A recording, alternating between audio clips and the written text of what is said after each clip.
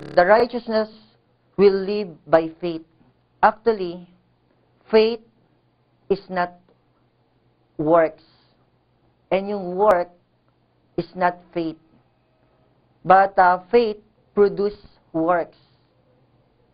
So, dito makikita natin, kung ikaw ay under sa law, you will live under sa law. But if you are in the grace, you will live under faith from first to last. So, magkaiba po yung faith and works. But a true faith produce work. But faith is not works. In Romans chapter 5 verse 17, dito makikita po natin na ang righteousness, katulad ng aking sinabi kanina, it is a gift. Alam po natin yung gift, hindi po ito ini-earn. Kapag yung isang gift, katulad ng ibibigay ko sa inyo to bilang isang gift, pero meron akong ipapagawa sa inyo, hindi na po makukonsider yon na gift. Madalas po, sinira na po, no? Yung salitang gift, nasira na po. Para, usually, sabi ng magulang, okay, bibigyan kita ng regalo kapag naging honor ka. Actually, hindi po gift yun. Pinaghirapan niya para maging honor. And kung siya'y makareceive ng regalo na yon, na bike, deserve niya yon. Dahil kung paano niya pinaghirapan na maging honor. Pero ang gift ay hindi ganon. Ang gift is, yung talagang kaya dadagdag na yung free gift. Pero ang gift is totally free. Hindi po ito ini-earn. Parang, anak, kahit hindi ka naging honor, ito yung regalo ko sa'yo.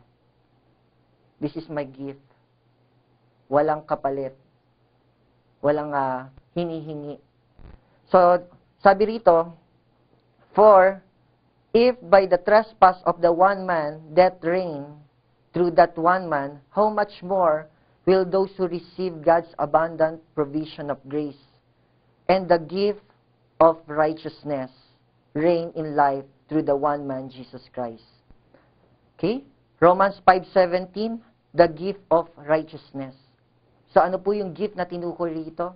Gift of righteousness.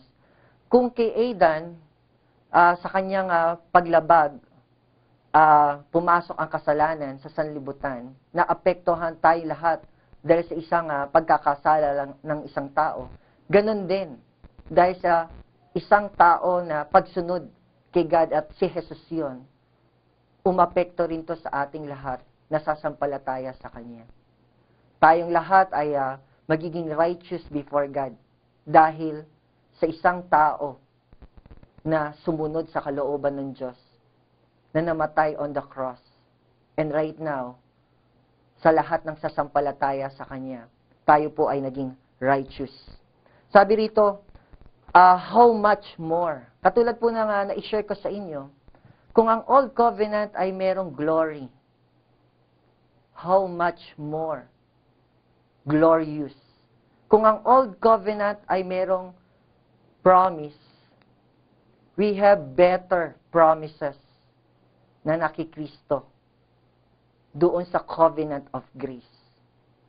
So, I know, ang bawat isa sa inyo, nakikita nyo na merong glory. Pero by God's grace, makita natin yung much glorious at better promises na kalakip nito ng covenant of grace sa ating Panginoong Jesus.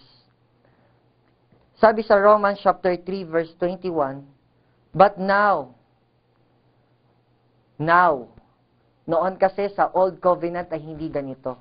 But in New Covenant, nung namatay na si Jesus Christ on the cross, but now, our righteousness from God apart from law has been made known, to which the law and the prophets testify.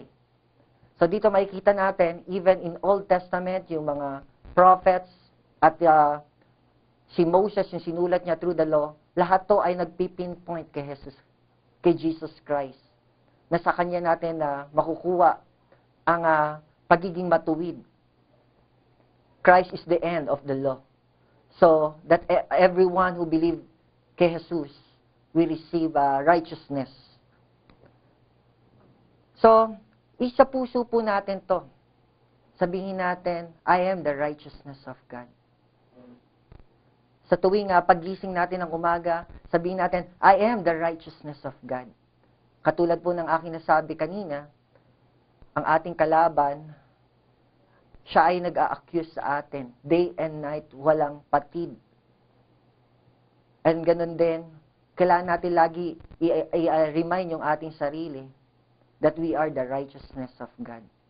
At yung temptation ng kalaban ay hindi magpiprevail. When we believe and confess that we are the righteousness of God. Amen?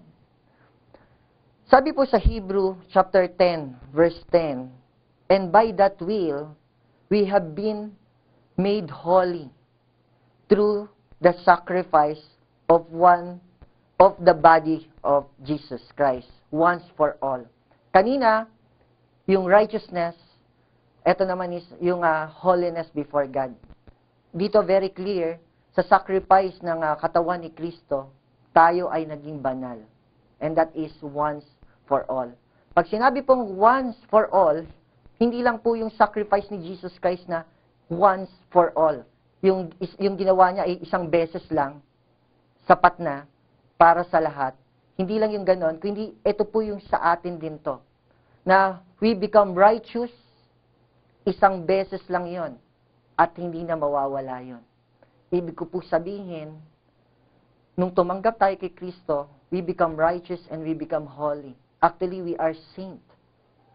At kung tayo ay nadapa, nagkasala, once and for all, still, we are righteous, we are holy in God's sight. Once and for all. Hindi lang po para sa akin, hindi lang po para sa inyo. Ito'y ino-offer sa lahat ng tao. Itong gift, itong grace na to, ino-offer sa lahat na ang righteousness, ang holiness, ay sa pamamagitan ng kanyang biyaya sa pananampalataya sa ating Panginoong Hesus at hindi sa pamamagitan ng law at sa pagsunod doon sa law.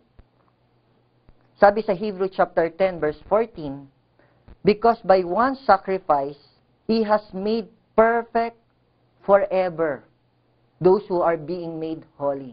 Kanina nabasa po natin, dahil sa katawan ni Kristo, tayo naging holy.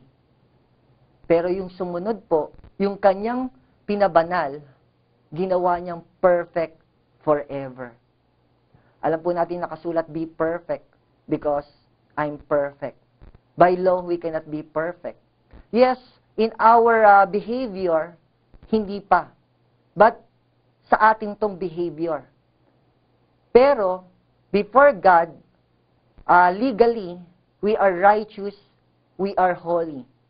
And pakinggan po ito natin mabuti.